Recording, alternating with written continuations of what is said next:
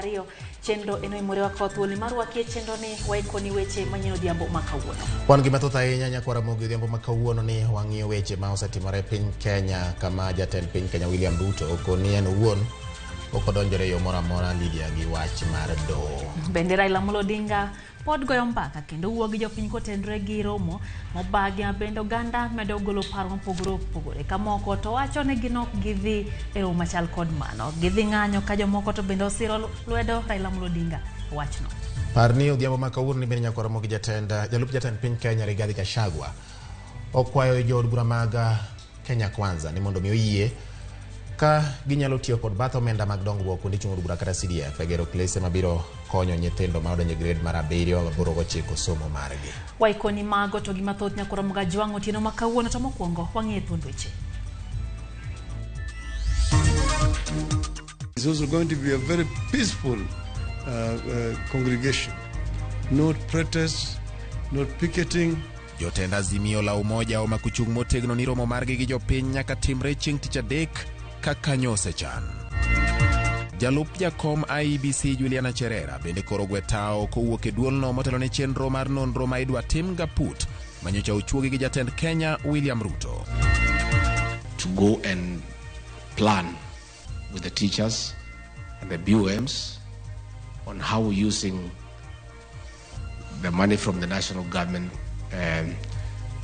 fund, CDF, how to put up the junior secondary school. Jalup jatend Kenya Rigathi Gachagua koro jiwo jood bura mondo ti kod omenda mag CDF e gero klese junior secondar.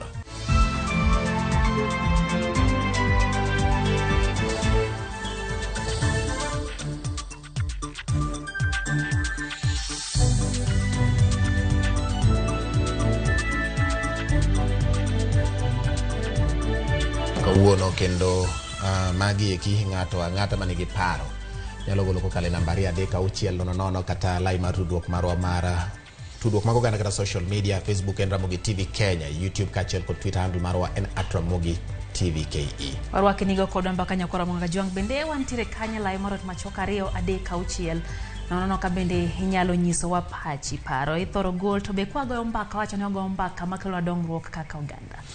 Jaloko maro thuolo ni duto iluongo ni Winnie Adoyo nyinga en George Bati. Machiegni nyaka Ramogi Jwang' nyinga Lydia Okeyo. Kata doko ni moko kuom jotelo kod josiasa mapacho ka kwedo kang' margi mar chano romo gi jopiny jodito mag riwruok mar Azimio la Umoja One Kenya Alliance pod omako chung' motegno ni romogo nyaka dhi nyime kaka osechane. Kaka jafumbo marwa Eric Owenga lero jotend Azimio la Umoja One Kenya oramo ni kata tarik 12 mar dweni ma en odiechieng' mar nyasi mar Jamhuri idhi bago romo mar siasa e alap ma Jakaranda ibure Nairobi. E tok mare gi jofwamb weche Raila Odinga gi kweth mamoko motene e Azimio la Umoja nomedo sayo piny owacho ma William Ruto kalore gi gigo masani dhi nyime e pacho ka ranyisi en obadho makoro oketi e dongruok mar dur matayo yiero thuru ka IBC. Our public consultations will be about the 4 IBC commissioners who have been subjected to gross injustices and forced to resign. The consultations are also about other pressing national issues. Mana kanyo cha giselando motelo kweth mar Azimio no mako chung' motegno ni romo margi gi jopiny nyaka dhi nyime kaka nyocha ochan ne dhi timore e pap makam kunyi gi Jakaranda. Romogo magi wacho ni katibo yene jo Kenya bago. It's also going to be a very peaceful congregation. Not protests, not picketing, not at all. But all that also is also guaranteed by the Constitution of Kenya. If you wanted to do a protest, demonstration, you would just inform the police, provide security, and we will do it. But we are not demonstrating, we are not going to engage in any act of thuggery or hooliganism. Kopore kod romo gi jopiny chake tarik 7 dweni, Raila kod Lange ochano bago chokruok mar jopiny tarik 12 e lap ma Jakaranda. And on the 12th of December, Jamhuri Day, we are going to Jacaranda Garden in Embakasi, not Kamkunji. Again, that is just going to be celebrating Jamhuri Day with Wazalendo wa Kenya. And it's also going to be a very peaceful congregation. Seche bende Odinga nokwedo weche moko ni Azimio bare diere kowacho ni pod gimakre motegno kapata gi dhoot. As you can see here, Honorable Martha Karua represents NARC Kenya. Honorable David Murathe here and Jeremiah Kioni here represent Jubilee. And Honorable Robert Mbui here represents Wiper Party. Because Honorable Kalonzo Musyoka, the Wiper leader, is in Mwingi on some business. Honorable Gideon Moi of Kanu has also sent just apologies. So you need to know that Azimio is very much united here. Jotelo go nosiemo wang' Ruto ka ginyiso luoro ni piny Kenya ochimo kuma rach kendo nyaka kete tesre. Ruto is slowly imposing a mafia state on Kenya. This reign by gangsters is scary and unnerving. It has never been seen in Kenya, even during our past bad days. It has been said jokingly in the past, whereas other countries have a mafia, in Kenya, mafia have a country. They're just reinstating those old bad days, and we are cautioning Kenyans and alerting them that the era of dictatorship is back with us, and that Kenyans should not sit back. Seche ma commissioners ang'wen mag IBC manokwedo yiero mar telo mar piny Kenya ka dhi nyime gi gweta achiel kachiel, riwruok mar Azimio la Umoja motelo kod Raila Amolo Odinga dhi nyime kod kwedo piny owacho mar UDA ka giwacho nok gibi ol kod siemo wang' piny owacho e wi gigo ma gibothie kinde ka kinde. Eric Owenga, Ramogi TV, Nairobi. Moko kuom jokanyo mag UDA bade ma Nyanza okwedo dwaro mar romo mag galamoro ma oland kod ogai mar Azimio la Umoja One Kenya Raila Odinga tarik 12 mar dweni. Eromo margi magibagbo makisumu odiochieng' ma kawuono gikwedo dwaro makamano ka koro gikwayo jopiny mondo chiw tokgi ne romono ka ni en mano manyalo biro kelo tulo kod lal mar ngima. Gikwayo Odinga mondo miyo many yore mamoko mag chwalo ng'ur mage ma ok kokadho kuom tiyo kod oganda ka gibago ng'anyo ka giyango ni weche mag uchumi oserochore kendo ni sani nyithindo dhi nyime kod timo penj maduong'.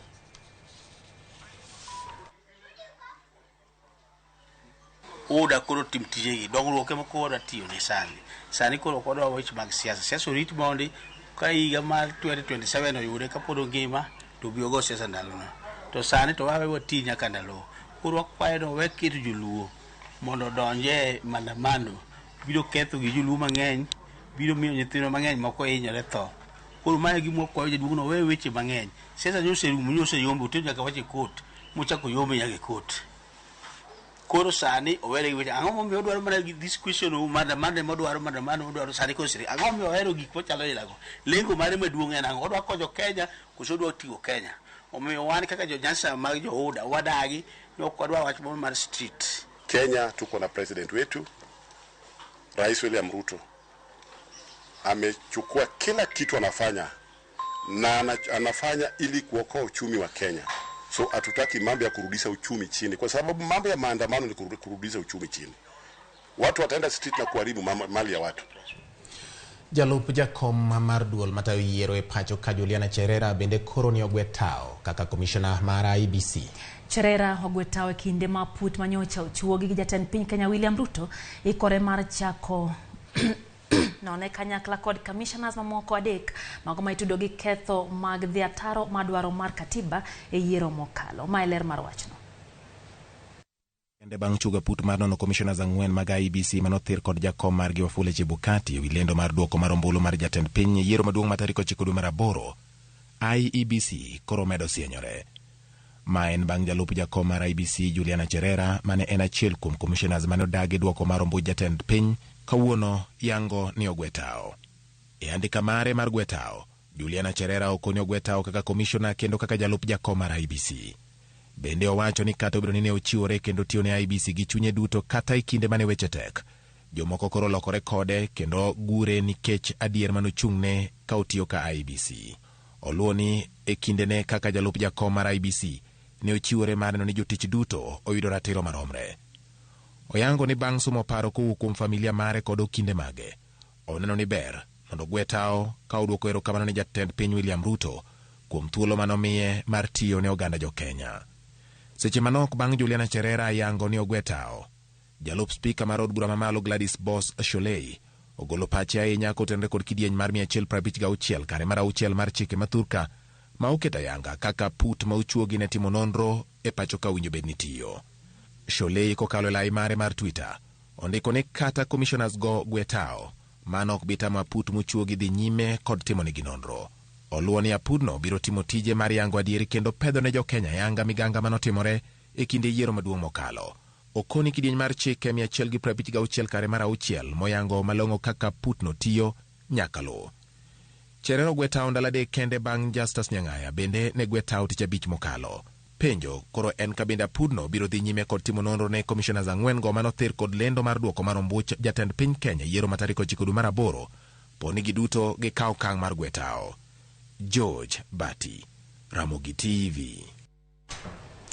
Kwa dhimbele nyakora mgajwang' jatend piny Kenya William Ruto wacho ni piny owacho mare omiyo doho mapacho ka thuolo matiyo tije kaka dwarore maonge rochruok moro amora.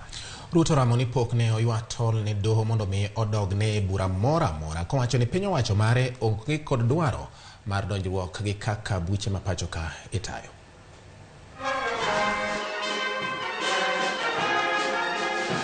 E doho mamalo mogik mapacho ka, jatend piny Kenya William Ruto notelo nyasi mokwongo mar keto ayanga report mar duol marango weche mag doho kod ratiro mapacho ka.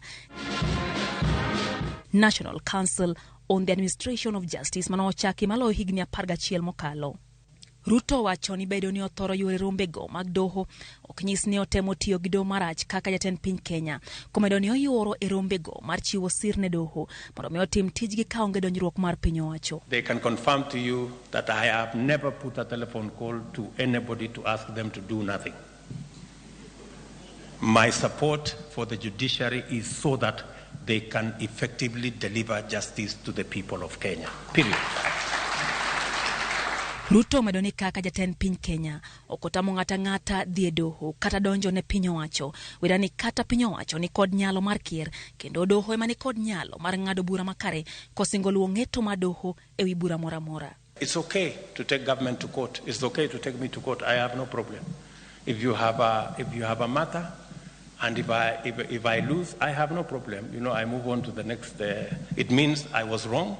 Because nobody is an angel, everybody, all of us can be wrong or right, but we leave it to the judiciary to decide whether one is guilty or one is innocent. Bende osingo medo kwan doho mapacho kaka chiel kuom yore mag neno ni oganda jo Kenya oyudo ratechgi. Ka bende nyiso yie mare ni doho mapacho ka ni kod nyalo matieko yalo buche masani obumbore doho moseketo thoth oganda grito. I have asked the Attorney General to present the 2 bills that have been outstanding for a while now to Cabinet tomorrow. The pensions for judges, which has been pending for, I'm told, 4 years. We will approve it tomorrow. We will consider it in Cabinet tomorrow and forward it to Parliament for enactment so that we can support the judges, and I am told by the Chief Justice that this will be a contributory scheme, which is what we should be doing, and it will go a long way in building resources. Ruto singo kedo kod jogo moponde doho kaluwore gi buche magingo ahinya mago motenre kod osuru komedo ni doho owinjo bedo kang' mogik mikawo ka ng'ato kochomore tir gi chulo osuru kaka chike mapacho ka dwaro. And I encourage the judiciary to support the process of government raising taxes by kicking out all people who are seeking refuge in the judiciary and who have refused to pay tax. I think the judiciary should not give them a safe haven.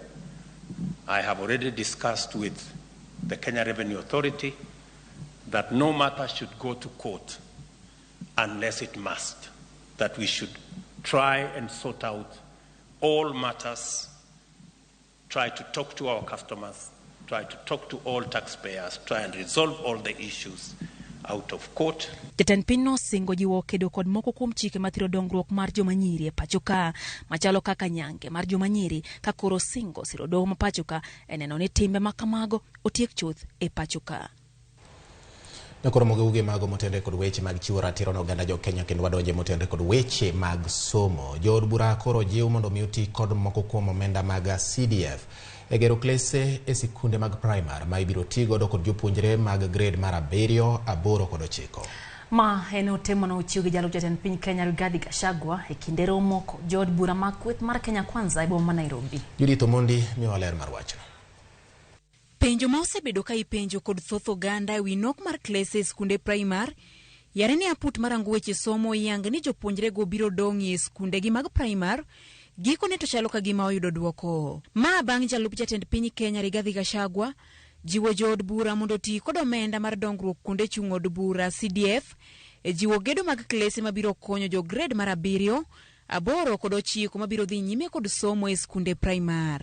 We want to urge you during your recess to go and plan with the teachers and the BOMs on how using the money from the national government fund, the CDF, how to put up the junior secondary school. And we want to lead by example. If this divide of our politics starts by way of example, because we are government, using CDF funds to put up the junior secondary school within a very short time, the rest of the country will follow suit. Gachagua mane twaki kinde romo mar jood bura mag Kenya Kwanza e boma ma Nairobi ne okoni lai manyien mar somo biro kelo konyruok poni olos weche ma osebedo ka kelo ng'ikruok. Okoni atamalo 86 mar jo Kenya ne ochiwo pachgi ni jopuonjre go odongi e skunde mag primar. The Presidential Working Party on Educational Reforms has recommended and the President has agreed that the junior secondary school will be domiciled in the primary school. CBC in itself is not a bad thing, but it was rushed without public participation. And when the Presidential Working Party on Education Reforms went round, 86% of Kenyans spoke very strongly that that is where the junior secondary school should be domiciled. Aput mane oyier kod jatend piny Kenya ne ogolo lipot ma dundo juma mokalo e wi lai mowinjo luw kotenore gi somo ahinya to mar jo grade mar 6. Magi ne oriwo keto somo mag sekondar ma dundo kata junior secondary e skunde mag primar, jiwo chik matamo duol mochung' ne penj tiyo kod duoko mag KIPSEA e choro jopuonjre mag grade mar 6 nyaka e grade mar 7, medo lab kod klas 1 e skul ka skul mar primar, ka bende apudno ne okwayo piny owacho mondo ndik jopuonje mamoko 30,000 mondo konye dino fuok mar jopuonj manitiere e pacho kae sani. Kata kamano, skunde mag primar man machiegni kod skunde sekondar to ne okwa mondo ti kod lab mag skunde sekondar go.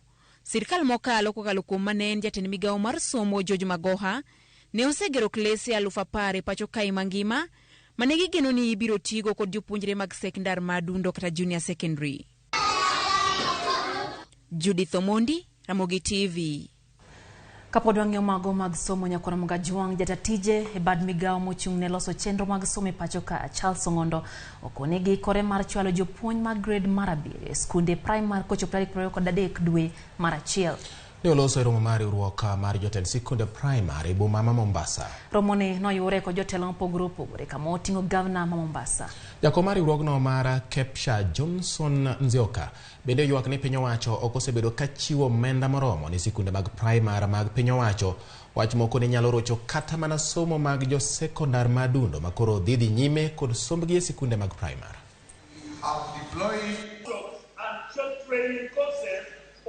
The curriculum designs for grade 7 come to our schools. Kindly take the opportunity and expose them to the teachers who are qualified to teach junior, whom you will assign that load, so that they start familiarize. They are ready. We have not distributed them because we are waiting for guidance from the Presidential Working Party on Education Reforms. They have now given guidance.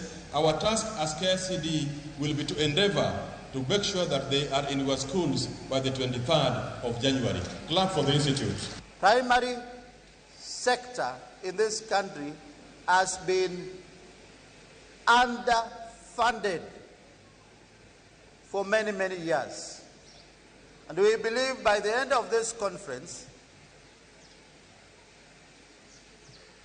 it will be noted more that primary sector needs to be funded through raising of the free primary capitations.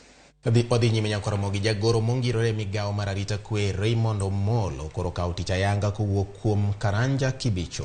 Omolo nyocha puodhi ne le mono kendo mano chao mar apisi ka koro sani osingo mar keto maino e jiwarita. Bendo jiwo jotelo mag migepe duto mondo mi oti kanyakla mar konyo e dongruok ma Thurka. And they always say that government operates in perpetuity. So we intend not to disrupt that, but to align it with the vision of the president's administration. And the bottom line in all that is just service to an age. When all is said and done, when you break it down, it's just to provide services to Kenyans. And we are at the center of that as a State Department. I can only be effective if you support me in discharging my responsibilities. And of course, it's not just about you supporting me, I also have to support you. Kora mugenda ka prario banga sa adeka marutieno chenro eno Oimore wanyisi kacha nyak gukodwa mbaka bati ote medo chopo ka kanwa singo no abiro somo otegano ka Pastor Jojo wacho no se chopo kendo mondo se ka koma mbele ntire kodwa chenro mar Oimore e kaito Carilas Kavi no wacho kanyo ni ento gimonya nyiso jo UDA maya Nyanza ne ka ogidwa dhi kamukunji serekea to gin kaka jo Azimio gidhi chopo chon kendo medo wacho kanyo ni wan jomoero kue kendo kue wacho ni ene anthem cha odendo nango wer mar piny mano wer mar piny koro wacho ni gin jomo kue kata kamano wacho ni joma ok dwadhi to yawe agin to gidhi chopo chon gidhi chopo sere gidhi serekea Bati gi Lydia woro joluo makoro wuok kaseyo Raila Odinga giwe Raila Odinga okwed gik matimore maricho manie piny owacho nikech mano e ting' mabende odongo kata en godo bang' kaine ok oyudo komno nyaka koro ket piny owacho tesre mondo piny owacho timoriere maniluongo ni Opion Dwari kawuok e gwenge ma Kikonge. Jaka wuok Masara to wacho ni kang' ne jomodenyo to dhi adhiya to en to dhi dong kamodong'e no kora kia ni odhi kanye. Steve Nyakoragai kenti Mombasa wacho kanyo ni on to kwe emwadwaro waol kod maandamano Kenya en achiel waherre kendo wadong kako ganda. Nano ka Austin kawuok Kayole wacho ni ne jogo mawuoyo kantiere kaunti ma Kisumu koro giling mos mondo gin giwegi gidhi gisereke ano ka ji osechangamka bati wach sereni omako ji opogore winjo makare maler ahinya kaka ukelonwa weche manyien e Ramogi TV onyiso ni mos na Lydia Gilweti Lydia yikaw mos kato benio ka mos Gilweta iluongo ni Osama Japancha kawacho kamano. Neno kanyo ka bende Jack wacho kanyo ni en gi kwayo kwayo nenwangi ka kwatimo kata kamano.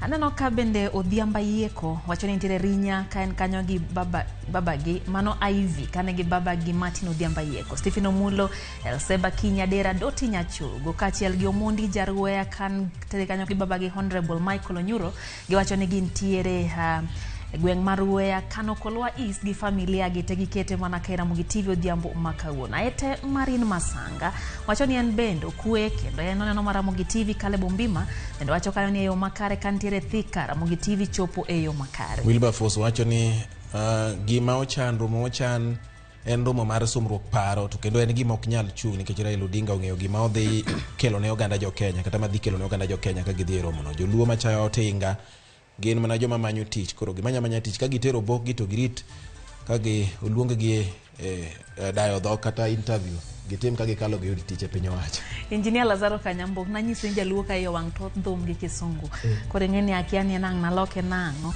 to kata kamano penjo mopenjo ok wanya duoke en gi penjo mang'eny na jatend piny Kenya openjo kanyo wach IBC oneno ka odwa monopolize every important institution tie weche mowacho kanyo madongo dongo kata kamano kang nwadhi e mago Otis Nyakwanyawade bende wacho kanyo ni George Bati ikaw most en Sindo Mwalo wacho ni sang'anyo no sekalo omiyo ganda koro winjo bedni dak gi kwe. Joram Gao wacho kanyo ni en wuod ahero wacho kanyo ni en kaka jo UDA no winjo kilando wechego ok gin weche mamore ahinya kendo wacho ni nitiere weche mamiriambe iye kanyo kata kamano wacho kanyo ni joma dhi serekea owegi gidhi gi serekea nikech mano bende en ratichgi.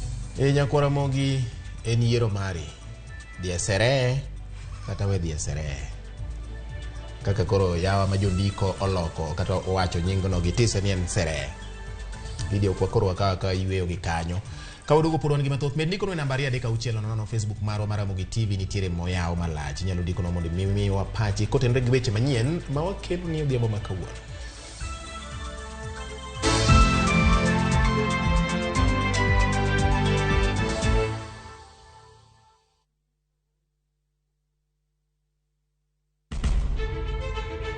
Penj laktar ok en ka chenro moro amora. Wach mar P2 emergency pin e monyo gino kapere mene giketho system. Wakelo ni achiel kachiel lakteche man gi lony mararieya e weche ngima dhano. Koro ka goyo picha to dhi nyisa kind lekene. To gipuonji achiel kachiel e weche ngima.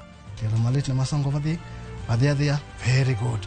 Riuri gi Ruth Otieno wuok tich nyaka tich abich chakre sa 12 odhiambo onono tiend weche kowuok kuom laktar osomo oteni namba mar SMS en 23600 en penj laktar kendo kaw simbi wadhi kawa simbe jowinjo wa jo neno wa mana RAMOGI TV.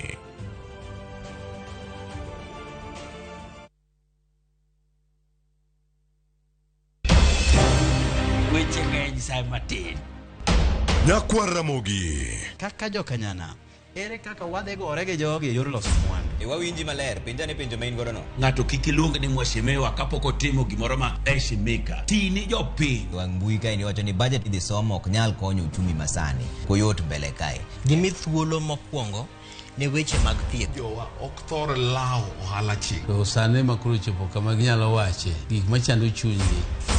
Buch jopiny tudri gi jalendo Trevor Mbija sa 3 otieno mana RAMOGI TV. Kik bai.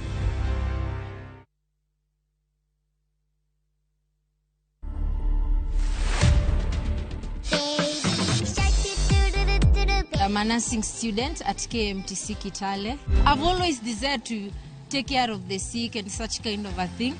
So I think it was inborn. What Robai was doing is a form of a healing process. This is the kind of attitude that we would like to see even for those who have already completed training. Dancing is also very much inborn. The inspiration is just natural. To watch this story and more, download the Citizen Digital app today. Kenya's #1 app, Citizen Digital.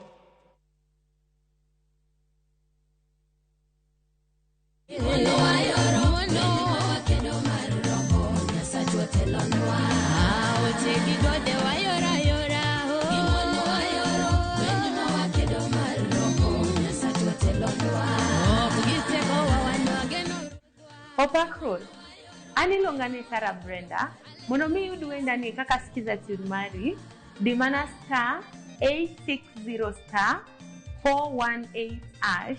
Toparie RAMOGI TV en yaot mar jower duto.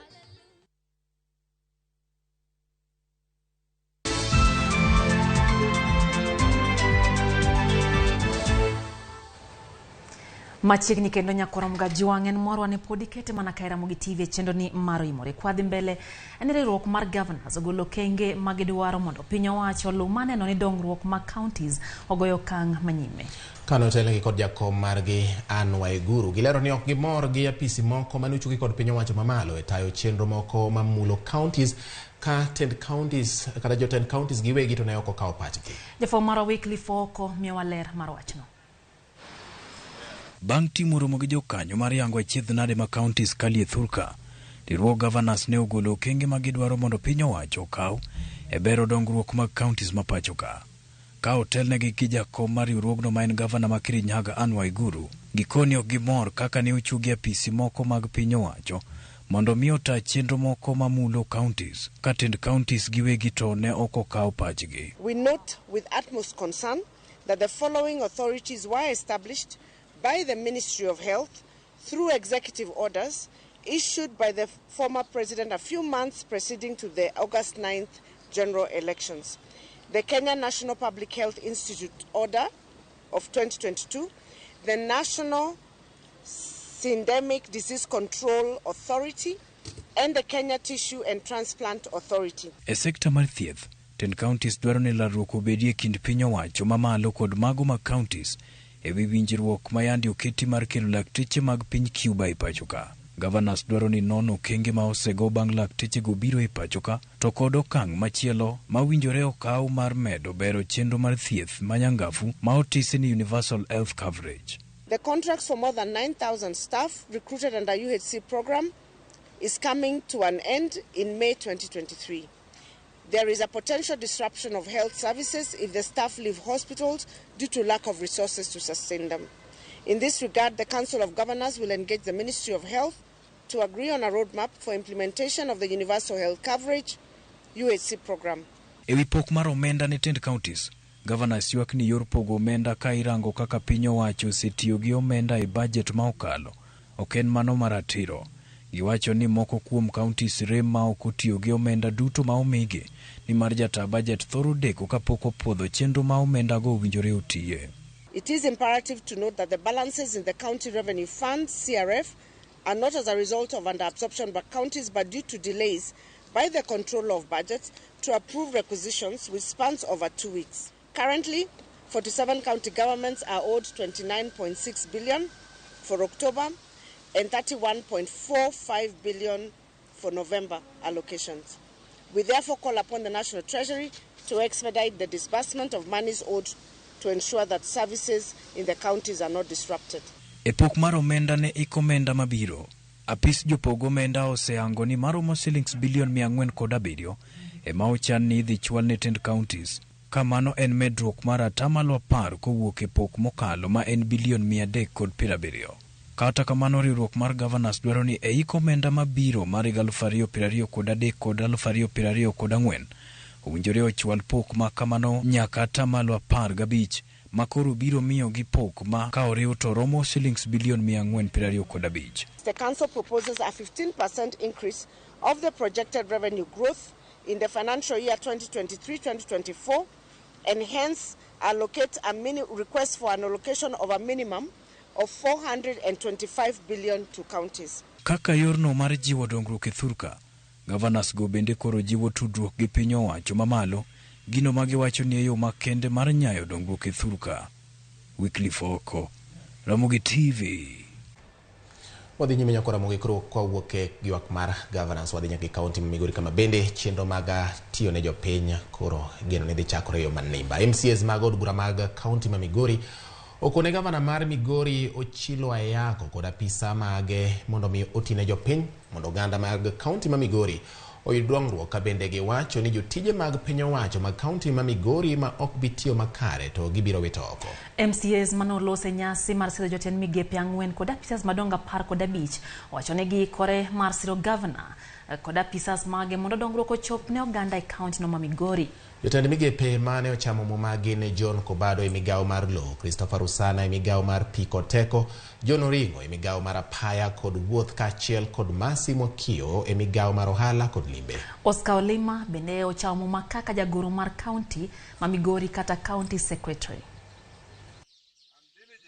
serve the people of the Republic of Kenya in the office of the County Secretary and Head of Public Service of Migori County. We urge all officers who work under you, sir, that it's now time for everyone to discharge his or her duties properly, so that at the end of the 5 years, all the promises we made will make a difference to the people of this county. Don't let the governor down. And let me tell you, it's not a warning. Hapa bunge, hapo hatuchezi. Hapo tukikuita, my friends, be ready. When we have now done the budget, you now have the cabinet, kazi lazima ichape.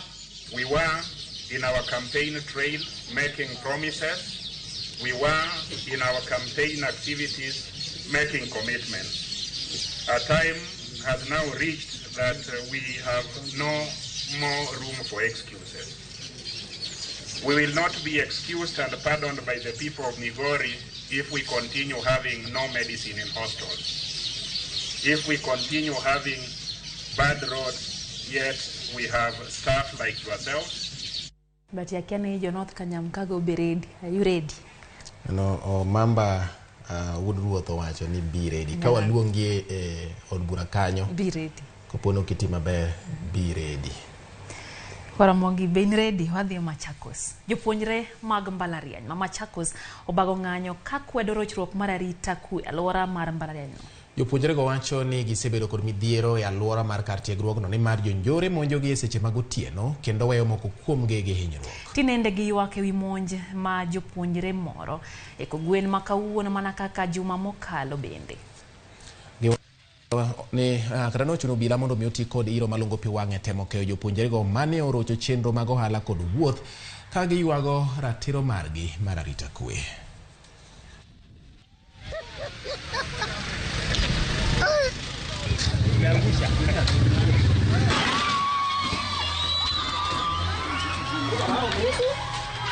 Kitilitokea ni comrades ndio wanahangaishwa. Sasa ukitoka kusoma huko kwa shule, tuseme hata ni saa moja, because kuna classes zinaanza at from 4 up to 7. Sasa ukitoka kwa classes ukienda kwa nyumba unakuta umevamiwa. Unapigwa mavisu, simu inaenda, kila kitu inaenda. It's not good. We are comrades. Hatuna shida na raia wa kawaida. They should ensure that kuna patrol ya kutosha, especially usiku. Unakuta Machakos nzima tu kuna police station moja tu, the whole of this Machakos. Na sasa ni mingi, sio moja. How can you be served with one police station there? Sasa tukitoka nje tukipigania rights yetu wanatufukuza. Wamekuwa wapi all this time long? Sasa wamekuja wote, officers wote wanatukimbiza huku ndani. Wadhi nyime kor wadhi nyaka Homa Bay. Riwruoge ma ok mag piny owacho makelo ne ratiro mag nyithindo manyiri e kaunti ma Homa Bay omakore kanyakla mar chiwo puonj ne nyithindo matindo manyiri kod mine mapod tindo e kaunti no manyo yore mag duoko piny lwenje mag udi kod iye ma ohiu. Jafwambo marwa ma Homa Bay Ali Abich nigi ler mar wachno kowuok e kaunti no ma Homa Bay. County ma Homa Bay pod ne kod midhiero mag lwenje mag udi ma jokojo mamine kod wachiemo iwe ki nyithindo matindo manyiri masani ochung'i atamalo 33 kaluwore kod ripod nonro mane ogol higni 2 mokalo. En wach makoro omiyo riwruoge moko mag piny owacho makedo ne ratiro mag nyithindo manyiri e kaunti ma Homa Bay ochako chenro machiwo tiegruok ne joma mine matindo kod nyithindo matindo manyiri kaka achiel kuom chenro magin go e konyo duoko piny iemo educate the community and also work with beneficiaries to ensure that we can bring the GBV agenda on the table and also ensure that we sensitize other stakeholders so that together we can come up with strategies to be able to support adolescent girls and young women and even boys to be able to avoid gender-based violence. Riwruoge go bende nyuono jokanyo mamoko e sectors mopogore e county kama oting'o jorimb apiko magichiwo negi puonj mondo okonygi e duoko piny wach gamo yemo iwe ki nyithindo matindo manyiri kod lwenje go eko mathoro jokojo mamine udi. Boda Boda is one of the group that was identified that they do have a lot of interaction with our young women and they do contribute to HIV infection and gender-based violence. We also have a clinician coming from the health facility and we also have other male representatives. To unite to protect our children so that by the time we are coming to the opening of schools, all our children are back and safe in schools. Apisa ma ochune chendo ma nyithindo e county ma Homa Bay Peter Kotere okone wachiemo iwe ki nyithindo matindo manyiri pod en midhiero maduong' ma gin go ka okoni gitiyo kanyakla e dwoko chien midhiero no. So maybe if you look at last year's statistics, it was showing around 11,000, thereabout. And if you look at that number for girls to be pregnant at that age as children, that's between the age of 10 to 19, that is a relatively high number. So the situation is not very pleasing. Katende riwruok makendo ratiro mag jopuonj kupet e bade ma county ma Homa Bay to kwa jonyuol mondo rit nyithindegi e kinde ma gin pacho nyaka ne lor skunde mar konyo dwoko piny wachiemo iu ma joko nyithindo matindo manyiri e county. Kata sani mo antiere Christmas madheni endi nitiere raha moko maseche moko wadonje ma moko nyalo hinyo kata ngima mag nyithindogi. To wang'eyo ni ka jonyuol ong'iyo nyithindgi e yo makare to ok wabibedo gi cases mwabro wacho ni nyithindo moko tho kata owito ngimagi e ndalo mantiere gang'owa gi holiday. Wach gamo iemo iwe ki nyithindo matindo manyiri kaachiel kod lwenje mag udi mosebedo ka medore Homa Bay kaendi piny maru koro miyo migepe mopogore tiyo kanyakla mar manyo yore minyalo duogo piny timbe makamago. Kata kamano jonyuol e kaunti ma Homa Bay ka bende kwayo mondo okony rito nyithindgi ahinya to kinde ma gin pacho e rusani. Alia Beach, Ramogi TV, Homa Bay.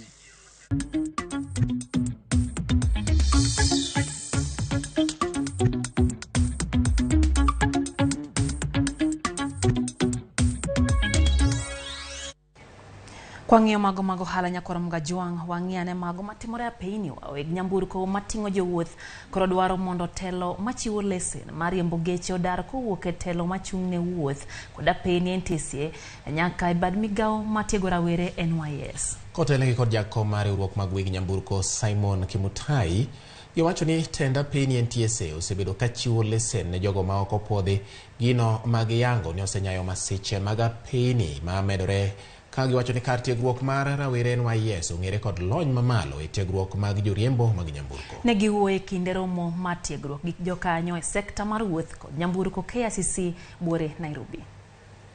Why is it that every time we talk police officer going on the road, they are asking for money? And why is it is only the PSV because they have money? Why can't we come up with the idea of cashless, whereby there is no that money? I think things will change. The issue of issuing PSV license to drivers on the strength of the age of the license. 4 years, you're told, if you have a 4-year-old license, you're eligible to get a license. And you do get it without testing, being tested, whether you are able to drive. And this now causes problems to us as investors in public transport. This person will come and land from my vehicle.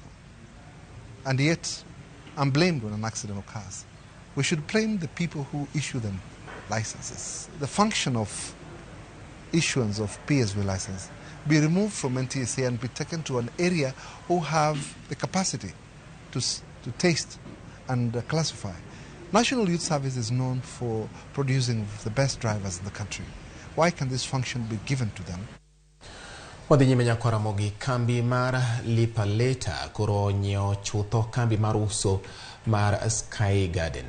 Manyiewo manotimore dweche kata motimore dweche ariyo bang' mag tend kambi Sky Garden lando ni aguchgi koro ni nono kendo loro dukano. Jatije Kalipa Leta Eric Muli olando ni kambi no mar Sky Garden matayo uso e yor mbui biro dhi nyime gi chwalo chenro mage kendo jotije mage biro dhi nyime gi tich. Nyiewo makamano orwaki bende gi telo mar duka mar Sky Garden.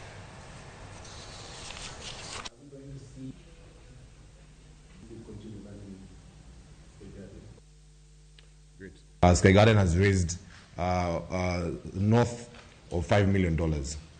And I think to address your question, we have a different strategy from what the initial business strategy that was rolled out. So we'll be making some adjustments on the strategy. We have kept the dream, You know, we've always had this dream to grow Sky Garden, and we have the opportunity with our very able partner to take us there.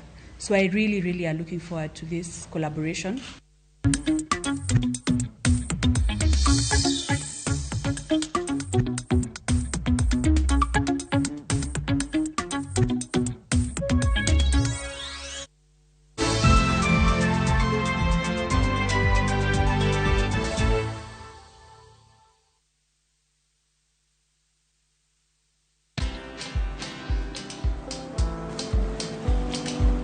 Chal nade?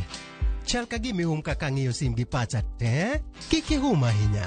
En mana ni asebedo e story ahinya. Mana kaka rali manyochacha ne chal ka gima ne an kanyo kane otimo. Kendo kane iyawo chiro manyien ne chal ka gima ne an kanyo. Sama ne imiyo welo mapacho ka nengo mogonyore nam chumbi ne antie. In bende inyalo bedo e story kamora mora. Download mana Citizen Digital. Bed iyo ng'ala manyime gi weche manyien ka gi tuch kod gik mamoko ka gi timore kendo opogore pacho ka kod pinje ma oko. Download Citizen Digital. Citizen Digital. Twende Maju na View Travel. 5 days Dubai or Zanzibar from $600. 5 days Mauritius from $900. 4 days Seychelles from $1,000. 5 days Malaysia from $1,500. 5 days Thailand holiday from $1,100. 5 days Cape Town from $1,000 and Bali. 5 days from $2,200. Call 0703-254-254 or email connect@viewtravel.com. To fly Maju, pop.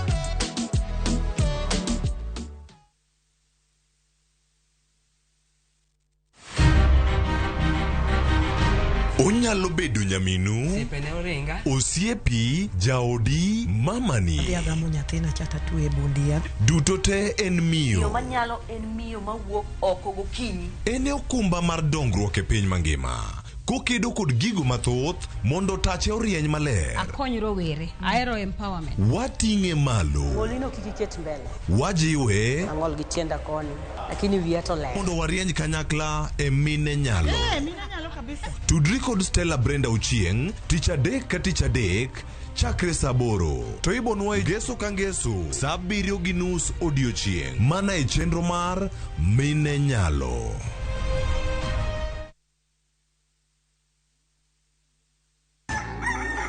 Kapok piny oru, kapok oyaw chiro, jopur ochako odiochieng'gi. Ng'ato ka ng'ato gi gombo mar kelo lokruok. Wachalo joma timo research mondo mi wakel gik man gi value. Ma ok odewo kama idake kata gima ipidho. Pith mar kich en agribusiness. Riwri kodwa mondo ipuonjri yore pur. Cover crops inyalo pidho ei puothi mar rabolo no. Jopur kod chiro mag jopur. Kendiel ma dende ber ema biro mi market. Pur gi ohala. Tich adek ka tich adek, saa 1:45 mar odhiambo. Mane Ramogi TV.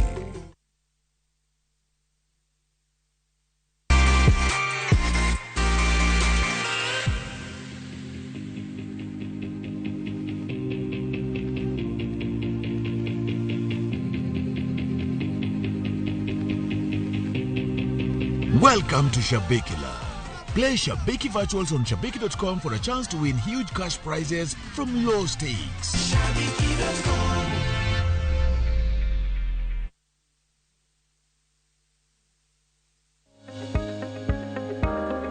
Inyalo konyori kachiel kod jogo midakgo kata jogo mihero e kinde ma iluoko lweti ahinya, to e kinde ma inyalo yudo kendo lando chilo.